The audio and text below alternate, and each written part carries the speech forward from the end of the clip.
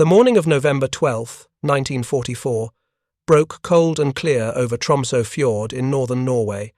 At precisely 9:35, Squadron Leader Willie Tait pushed the throttles forward on his Avro Lancaster bomber, call sign Easy King, and felt the aircraft strain against its load. Beneath the fuselage, suspended in a specially modified bomb bay, hung a single weapon that weighed more than 2 African elephants, a 12,000-pound Tallboy bomb, 5 tons of precisely engineered destructive potential encased in hardened steel. The target lay 7 miles ahead across the frigid Norwegian waters, a grey leviathan that had haunted the British Admiralty's nightmares for 3 years.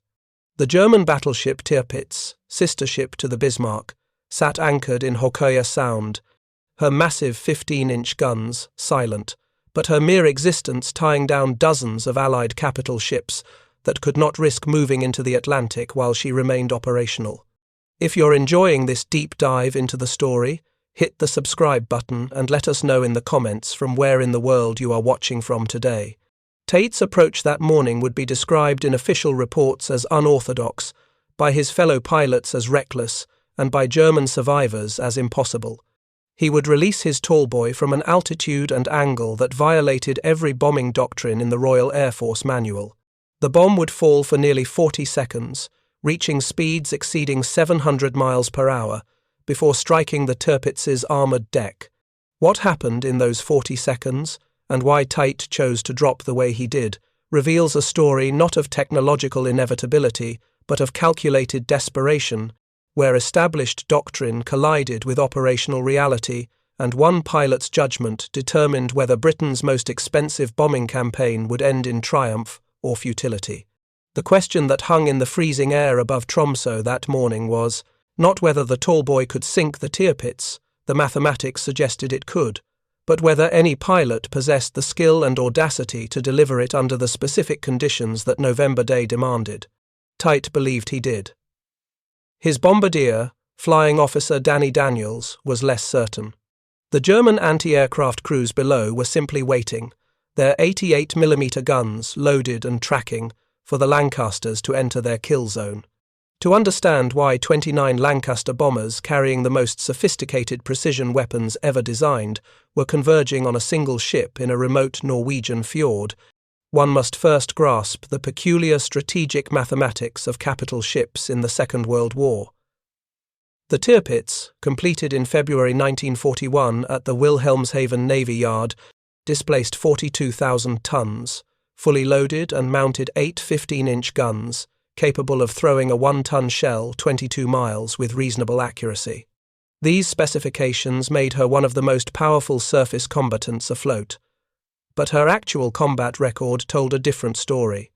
In 3 years of operational existence, the Tirpitz had fired her main batteries in anger exactly once, during a brief shore bombardment of Allied positions on Spitsbergen in September 1943. She had never engaged an enemy warship. She had sunk no merchant vessels. By conventional measures of naval effectiveness, sorties completed and tonnage destroyed, the Tirpitz was the least successful capital ship in the German Navy. Yet the British Admiralty had expended more resources attempting to destroy the Tirpitz than any other single target in the European theatre. Midget submarines had penetrated Kolfjord in September 1943, damaging her badly enough to require 6 months of repairs. Fleet Air Arm aircraft from HMS Victorious, Furious, Emperor, Fencer, Pursuer, and Searcher had launched repeated strikes, Operation Tungsten in April 1944 being the most successful, inflicting casualties and damage but failing to sink her. The Royal Navy had committed aircraft carriers, battleships, destroyers, and submarines to operations against this one vessel, accepting losses and operational risks that seemed disproportionate to the actual threat she posed. The explanation lay in a concept naval strategists called the fleet in being. The Tirpitz did not need to sortie to be effective. Her mere presence in Norwegian waters forced the British Home Fleet to maintain heavy units in Scapa Flow that could intercept her if she ever attempted to break out into the Atlantic convoy routes. The Admiralty could not risk another Bismarck episode, where a single German battleship had required the diversion of dozens of Allied warships and had sunk HMS Hood, pride of the Royal Navy, in less than 10 minutes. Every British capital ship tied down watching the Tirpitz was a ship that could not support operations in the Mediterranean, could not escort Arctic convoys to Murmansk, and could not deploy to the Pacific, where the war against Japan demanded increasing resources. The strategic calculus was brutally simple.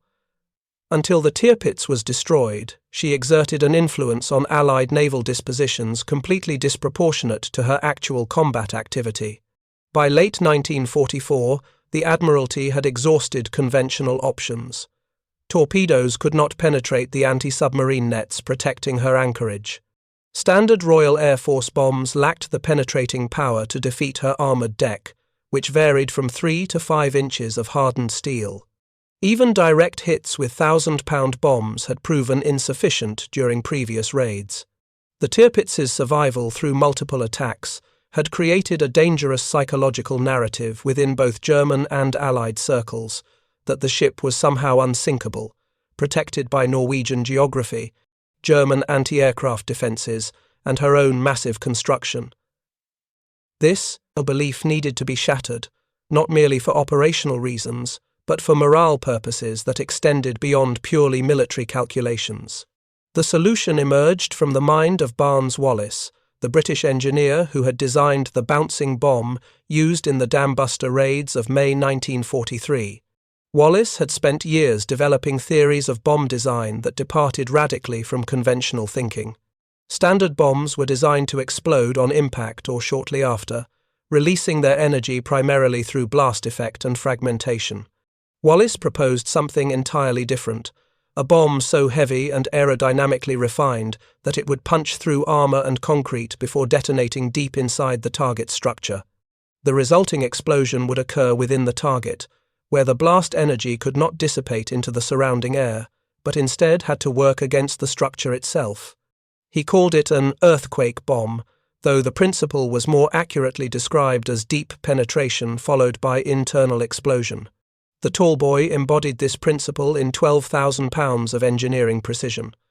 The bomb measured 21 feet from nose to tail, with a diameter of 3 feet 2 inches at its widest point. The casing was forged from a single piece of special steel, chromium molybdenum alloy, machined to tolerances measured in thousandths of an inch. This casing alone weighed approximately 2.5 tons. Inside sat 5,200 pounds of Torpex explosive, a mixture more powerful than TNT that the British had developed specifically for underwater weapons, but which Wallis recognised would be equally devastating when detonated inside an enclosed structure.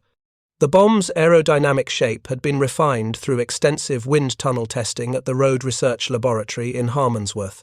Wallis had calculated that dropped from sufficient altitude, approximately 18,000 feet or higher, the Tallboy would reach supersonic speeds during its fall, achieving velocities that would allow it to penetrate 16 feet of reinforced concrete or substantial thicknesses of armour plate before the impact-delayed fuse triggered detonation. The operational challenges of delivering a Tallboy against the Tirpitz went far beyond simply loading the weapon and flying to Norway. Squadron Leader Tait commanded No. 617 Squadron, the same unit that had executed the Dambuster raids 18 months earlier.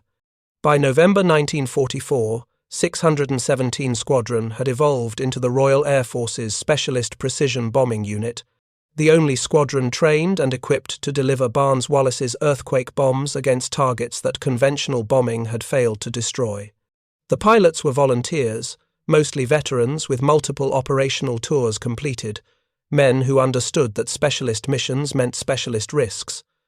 Their aircraft were not standard Lancasters. Each bomber had been extensively modified to carry the Tallboy's extraordinary weight and dimensions. The bomb bay doors were removed entirely and replaced with streamlined fairings that allowed the Tallboy to protrude partially below the fuselage. The mid-upper gun turret was removed to save weight and reduce drag. Additional fuel tanks were installed to provide the range necessary for strikes deep into Norway. Even with these modifications, a Lancaster carrying a Tallboy operated at the absolute edge of its performance envelope. Takeoff required every foot of available runway, climb rate was reduced to barely 200 feet per minute. Maximum altitude with a Tallboy aboard was approximately 18,000 feet, achieved only after a long, fuel-consuming climb that left little margin for combat maneuvering if German fighters appeared. The bombing procedure for a Tallboy strike demanded extraordinary precision.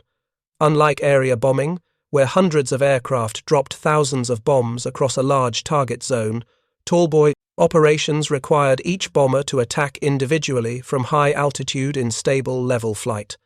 The bombardier used a specialized Mark 14 bomb sight, an optical computing device that calculated the trajectory based on altitude, airspeed, wind conditions, and the bomb's ballistic characteristics.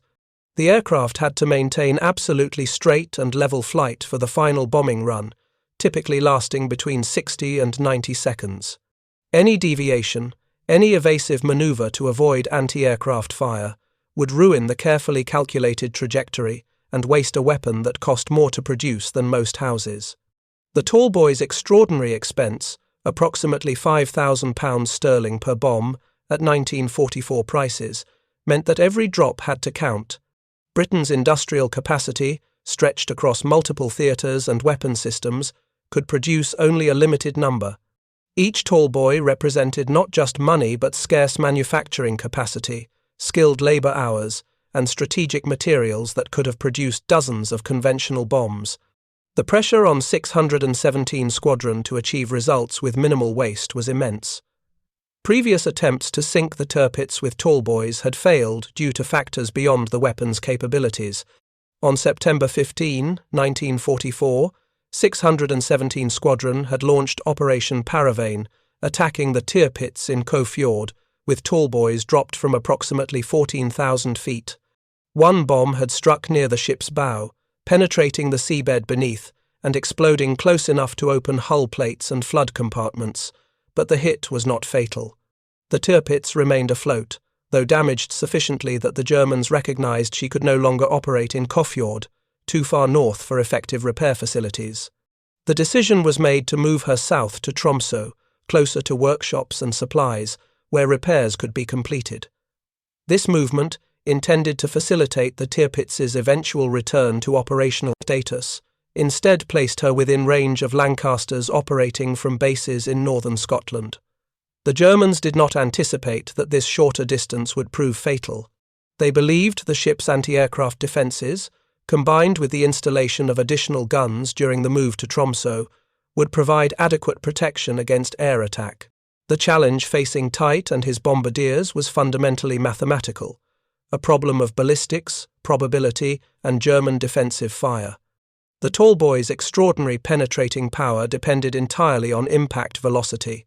Barnes-Wallis's calculations showed that the bomb needed to strike at approximately 750 miles per hour to punch through heavy armour plating before detonation.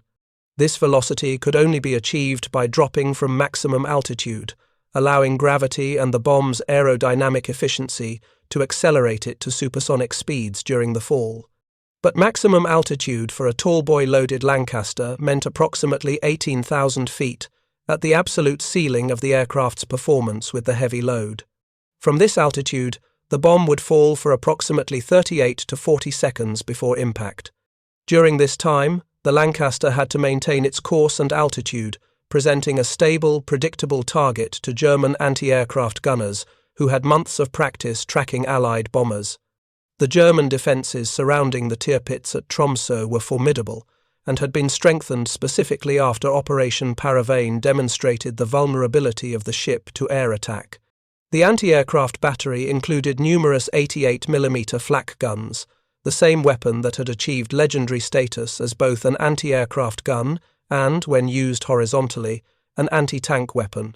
These guns could engage targets effectively up to 26,000 feet, well above the Lancaster's operational ceiling. The gun crews were experienced, many having served at the position for months, intimately familiar with the trajectory characteristics of attacking bombers. They knew that any aircraft attempting a precision bombing run had to fly straight and level during the final approach, eliminating the evasive maneuvers that made bomber interception difficult. German tactical doctrine for anti-aircraft defense emphasized concentrated fire on the final approach phase, when bombers were most vulnerable and least able to maneuver. The Tirpitz herself mounted dozens of smaller caliber anti-aircraft weapons, 20mm and 37mm guns, that created a dense cone of fire around the ship, effective up to approximately 10,000 feet. While these lighter weapons could not reach the Lancasters at 18,000 feet, they created a lethal barrier that prevented any possibility of low-level attack. The weather over northern Norway in November presented additional complications that transformed precision bombing from difficult to nearly impossible. Tromsø sits well above the Arctic Circle, at latitude 69 degrees north. In mid-November, daylight lasted barely 4 hours. Cloud cover was persistent. Temperatures at bombing altitude typically reached -30 degrees Celsius, or colder, cold enough to cause instrument failures and make precise navigation challenging. The bombing window, those brief hours when light conditions permitted visual target identification and bomb aiming, was measured in minutes rather than hours. If weather obscured the target during this narrow window, the entire mission would be wasted, tons of fuel burned, and precious tallboys returned to base undropped. The operational planners at Bomber Command Headquarters understood these constraints with painful clarity. They knew that multiple attacks might be necessary. They knew that losses were probable. But they also knew that the strategic imperative of eliminating the Tirpitz outweighed the costs. Every day the battleship remained afloat was another day that British capital ships remained tied down in defensive positions. Another day that German morale received encouragement from the survival of their last great surface combatant. Tait had studied the problem with the intensity of a man who understood that his decisions would determine whether his crews lived or died. He recognized that standard bombing doctrine, the by-the-book approach taught at operational training units, would result in unacceptable losses for marginal probability of hitting the target. The mathematics were unforgiving. A bomber flying straight and level for 90 seconds at 18,000 feet against experienced anti-aircraft gunners had perhaps a 60% probability of survival. With 29 bombers in the strike force, simple statistics suggested that 12 to 15 aircraft might be shot down before completing their bombing runs. Such losses were unsustainable for a specialist squadron that required extensive training and could not be quickly reconstituted. Tait needed an approach that reduced the exposure time in the German gun envelope while maintaining sufficient bombing accuracy to justify the mission. What he conceived violated every principle of high-altitude precision bombing, but it matched the tactical realities of attacking a heavily defended static target with limited room for error. If you find this story engaging, please take a moment to subscribe and enable notifications. It helps us continue producing in-depth content like this. At 9:41 on the morning of November 12, 1944, Squadron Leader Tait's Lancaster crossed the threshold of the German anti-aircraft envelope. Below, through breaks in the scattered cloud, the Tirpitz lay clearly visible in Hokoya Sound, her grey hull distinct against the dark water and snow-covered hills. The anti-aircraft batteries opened fire immediately, their 88mm shells bursting in black puffs at 18,000 feet, tracking the lead Lancaster with practiced precision. Tait maintained course, making minor corrections as his bombardier. Flying Officer Daniels aligned the Mark 14 bomb sight on the battleship below. The standard procedure called for a bombing run lasting 60 to 90 seconds of absolutely straight and level flight, while the bomb sight computed the release point. But Tait had decided, after reviewing the intelligence on German anti-aircraft capabilities and consulting with his most experienced pilots, that standard procedure meant probable death. What happened next would be debated in Royal Air Force circles for months afterward. At 9:42 and approximately 30 seconds, with his aircraft still not fully stabilized on the bombing run, with the bomb sight calculation incomplete, Tait gave the order to release. The Tallboy dropped away from the modified bomb bay at an altitude of 16,500 feet, nearly 2,000 feet below the minimum altitude Barnes-Wallis had specified for achieving the required impact velocity. The bomb was released during a slight turn, perhaps 3 degrees off the optimal straight and level attitude. The airspeed indicator showed 210 miles per hour, 10 miles per hour faster than the recommended bombing speed. Every parameter was wrong by the standards of precision bombing doctrine. The bombardier's protest, recorded in post-mission debriefing reports, was immediate and profane. By releasing early, from lower altitude, during a turn, Tait had seemingly wasted Britain's most expensive conventional weapon on a drop that could not possibly achieve the calculated impact requirements. The Tallboy fell toward the Tirpitz in a trajectory that defied the careful mathematics of Barnes-Wallis's design specifications. It should have missed. The ballistic calculations that governed precision bombing were not suggestions but physical laws, equations that described how an object's path through the atmosphere depended absolutely on release conditions. Altitude, airspeed, attitude, all had to match the calculated values or the bomb would miss its aim point by hundreds of feet. Tait's early release seemed to guarantee failure. The German anti-aircraft crews, tracking the Lancaster, saw the bomb fall away and immediately shifted fire to the next bomber in the attack sequence. They had seen bombs miss before. One more British weapon falling uselessly into the fjord would change nothing. But Tait had calculated something the German gunners had not, something that Barnes-Wallis's theoretical mathematics had not fully anticipated, something that emerged from the practical realities of combat rather than the controlled conditions of testing ranges. The Tallboy, released at higher airspeed than specified, from an aircraft in a slight turn, followed a trajectory that was indeed different from the calculated path. But different did not mean worse. The bomb's extraordinary aerodynamic efficiency, the product of Wallis's obsessive wind tunnel testing, meant that it stabilized quickly after release despite the non-optimal drop conditions. The lower altitude reduced the total fall time to approximately 34 seconds, but the higher release airspeed partially compensated, imparting greater initial velocity. The combination produced an impact point approximately 120 feet different from where a perfect drop would have placed it. That 120-foot error, which in normal bombing would have meant a complete miss, instead placed the Tallboy precisely amidships on the Tirpitz's port side, striking between the ship's funnel and mainmast. The impact velocity, measured later through analysis of the damage pattern, was approximately 720 miles per hour. Slightly below Wallis's optimal calculation, but well above the minimum required for armour penetration. The Tallboy punched through the Tirpitz's armoured deck as if the hardened steel were paper. It continued through 3 internal decks, penetrating deep into the ship's hull before the impact-delayed fuse triggered detonation. 5,200 pounds of Torpex explosive detonated inside the battleship's port engine room below the waterline, in the worst possible location for damage control. The explosion tore a hole in the ship's bottom plating estimated at 40 feet by 48 feet. Water flooded into the engine rooms and adjacent compartments with catastrophic speed. The Tirpitz immediately began listing to port as thousands of tons of seawater poured through the massive breach. Damage control parties, well-trained and experienced, responded within seconds. But no amount of training could compensate for a hole of that size below the waterline. The ship was doomed from the moment of impact. The list to port accelerated with terrifying speed. Within 3 minutes of the Tallboy's detonation, the Tirpitz had rolled past 20 degrees. Damage control officers recognized immediately that the situation was beyond recovery. The flooding could not be controlled. The list could not be corrected. Captain Robert Webber ordered abandon ship at 9:46, barely 4 minutes after the bomb strike, but the order came too late for many of the 1,200 men aboard.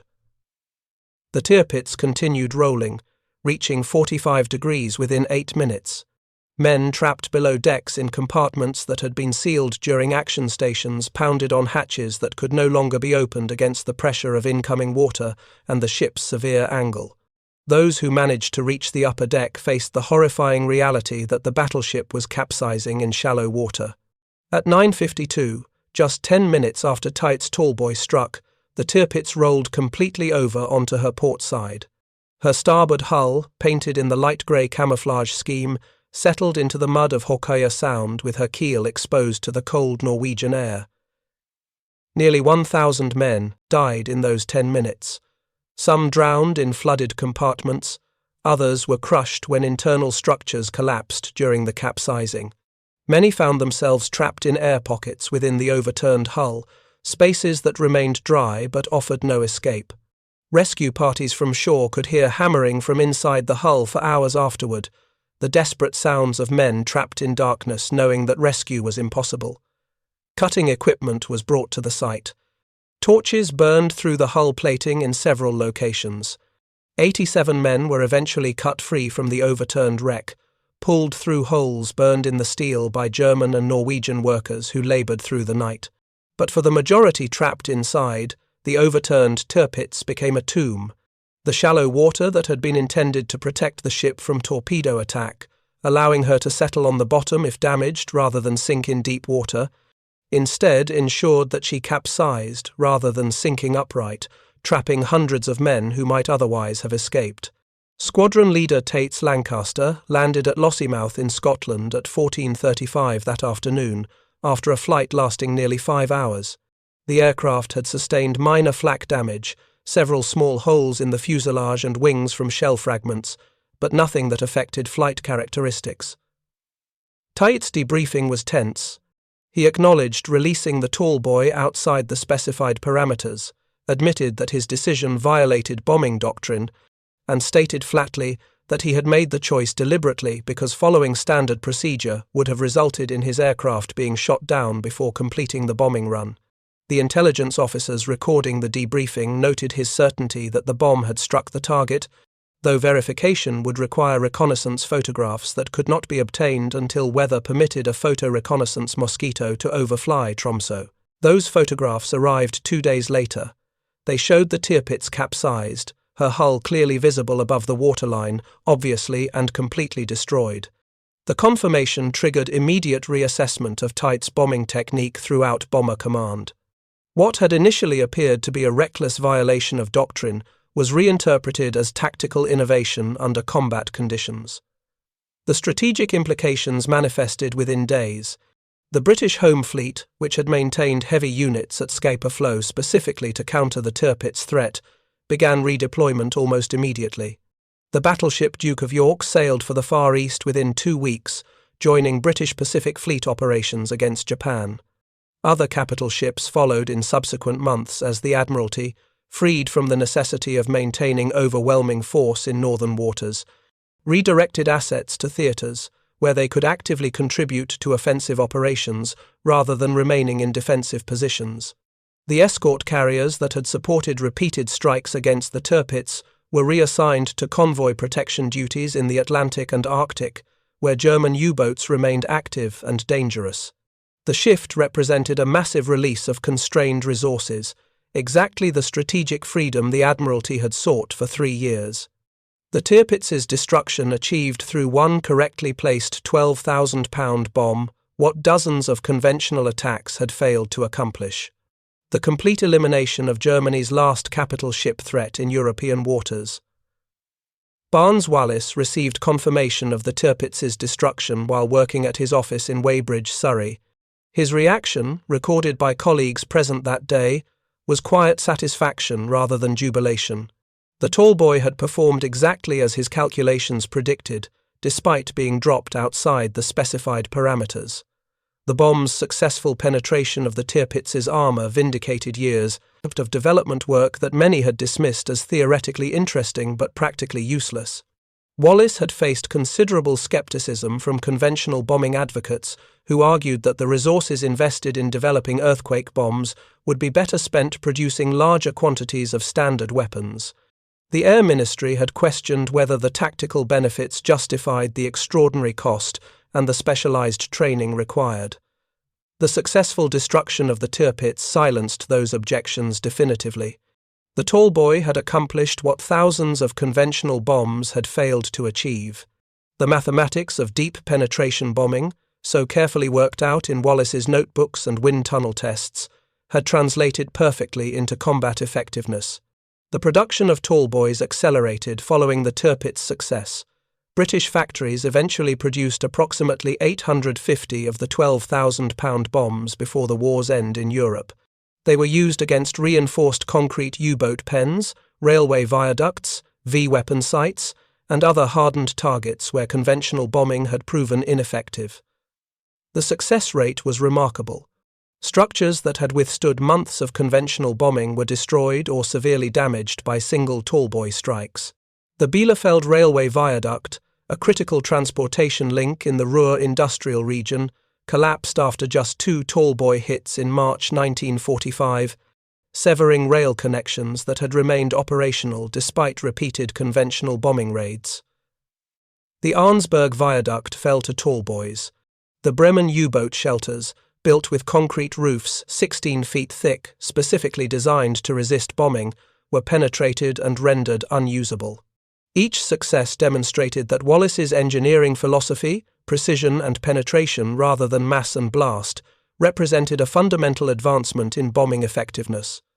Wallace went further. He developed the Grand Slam, a 22,000-pound bomb that represented the ultimate expression of his earthquake bomb concept. The Grand Slam measured 25 feet long and weighed 10 tons, requiring even more extensive Lancaster modifications to carry. Only 41 Grand Slams were dropped during the war, but their effect was devastating. The Bielefeld Viaduct, which had partially survived Tallboy attacks, was completely destroyed by a single Grand Slam strike. The weapon's penetrating power exceeded even the Tallboy's performance.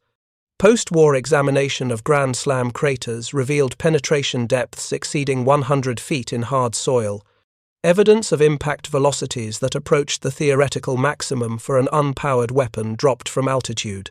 The development of these weapons represented Britain's unique contribution to strategic bombing technology, a path that diverged from the American emphasis on large numbers of conventional bombs and instead pursued surgical strikes against carefully selected critical targets. Squadron Leader Tait continued flying operations until the war's end, eventually completing 100 missions, an extraordinary total that reflected both his skill and remarkable luck in surviving one of the war's most dangerous assignments. He received the Distinguished Service Order and Bar for his leadership of 617 Squadron and his personal bombing accuracy. Post-war, Tait remained in the Royal Air Force, eventually retiring as a group captain. He rarely discussed the Tirpitz mission in detail, deflecting credit to his crew and to Barnes-Wallis's engineering genius. When pressed by historians and journalists in later years about his decision to release the Tallboy outside Doctrine parameters, Tait's explanation was characteristically direct. Doctrine was written by men who had never faced 88mm shells at 18,000 feet, and survival required adapting theory to reality. His approach became a case study in military tactical education, an example of how combat effectiveness sometimes required violating established procedures when circumstances demanded innovation. The destruction of the Tirpitz represented far more than the sinking of a single ship. It marked the effective end of the German surface fleet as a strategic factor in the European war. The Kriegsmarine had entered the war with ambitious plans for commerce raiding and fleet actions that would challenge British naval supremacy. By November 1944, those plans lay in ruins. The Bismarck had been sunk in May 1941. The Scharnhorst went down in December 1943 during the Battle of North Cape. The Gneisenau had been damaged beyond economic repair and was eventually scuttled. The Admiral Scheer, Lützow, and Admiral Hipper remained operational, but were confined to Baltic waters, their combat value limited to shore bombardment supporting German troops retreating from Soviet advances. The Tirpitz's destruction removed the last German capital ship that theoretically possessed the capability to threaten Atlantic convoy routes. The psychological impact on German naval personnel was profound and demoralizing. They had been told repeatedly that the Tirpitz was invulnerable in her Norwegian anchorage, protected by geography, anti-aircraft defences, and the ship's own massive construction. The reality that a single British bomb had destroyed her in minutes shattered that comfortable illusion. The episode revealed fundamental truths about technological warfare that extended beyond the specific circumstances of one bombing mission. Barnes-Wallis's Tallboy succeeded not because it was the heaviest bomb or carried the most explosive, but because it was precisely engineered for a specific purpose. The weapon represented a philosophical approach to military technology that prioritized understanding the problem deeply before designing the solution. Wallace had spent years studying the physics of penetration, the aerodynamics of supersonic flight, the metallurgy of armor plate, and the structural mechanics of large ships. The Tallboy embodied that accumulated knowledge in physical form. Its success vindicated the principle that sophisticated engineering, when properly applied, could achieve results impossible through brute force approaches. This lesson resonated far beyond bombing doctrine, influencing post-war thinking about weapons development across multiple domains. Tait's tactical innovation, dropping outside specified parameters to reduce exposure to anti-aircraft fire, demonstrated equally important truths about the gap between doctrine and combat reality. Military organizations necessarily develop standardized procedures based on accumulated experience and testing. These procedures represent best practices under controlled or typical conditions, but combat rarely provides typical conditions. The weather, the defenses, the specific tactical situation all introduce variables that doctrine cannot fully anticipate. Effective combat leadership requires understanding doctrine thoroughly enough to know when it must be violated, recognizing the difference between recklessness and calculated risk-taking informed by experience and judgment. Tait's decision was not random or panicked. It emerged from careful analysis of the tactical problem, assessment of his aircraft's vulnerability during a standard bombing run, and confidence in his bombardier's ability to compensate for non-optimal release conditions. The distinction mattered enormously. Doctrine violation without understanding led to disaster. Informed adaptation of doctrine to circumstances led to success. The story of how one pilot's supposedly reckless bombing run sank the Tirpitz ultimately reveals how wars are won not through following rules, but through understanding when rules must bend to reality.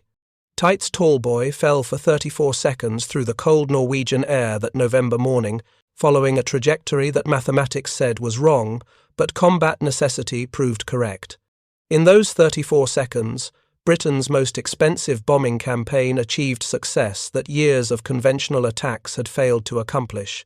The Tirpitz capsized, nearly 1,000 men died, and the strategic balance in the Atlantic shifted permanently. All because one pilot recognized that surviving long enough to drop accurately mattered more than dropping perfectly according to doctrine. That judgment, made in seconds under fire, changed the course of naval warfare in Europe and demonstrated that even in technological warfare's mathematical precision, human judgment remained decisive. Thank you for watching. For more detailed historical breakdowns, check out the other videos on your screen now, and don't forget to subscribe.